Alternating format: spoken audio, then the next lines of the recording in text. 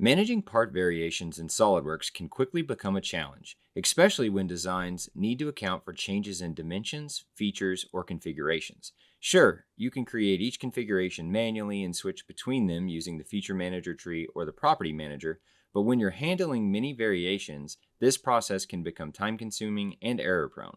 What if there was a more efficient way to manage it all?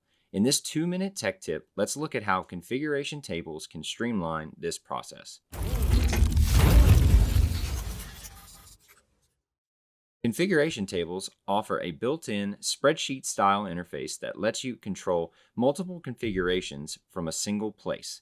Instead of editing each configuration separately, you can view and update everything in one centralized table. SOLIDWORKS automatically creates a Tables folder in the Configuration Manager. Inside this folder is a table with editable columns that show the features and dimensions that vary across configurations, and additional parameters can easily be added to this table by simply double-clicking them.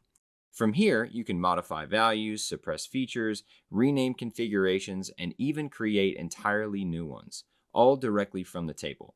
It behaves like a simplified Excel sheet, but it's tied directly to your model, so changes happen instantly and accurately. It's not just for parts. Configuration tables can also be used for assemblies to manage component suppression, alternate positions, and assembly-level features just as easily. This approach simplifies the process of managing design alternatives, product options, or manufacturing variants. Whether you're adjusting dimensions, toggling features, or applying custom properties, configuration tables make it easier to keep your work organized and efficient.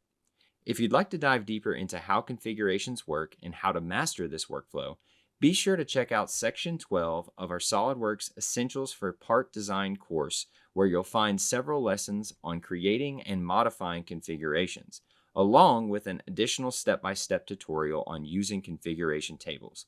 Thanks for watching.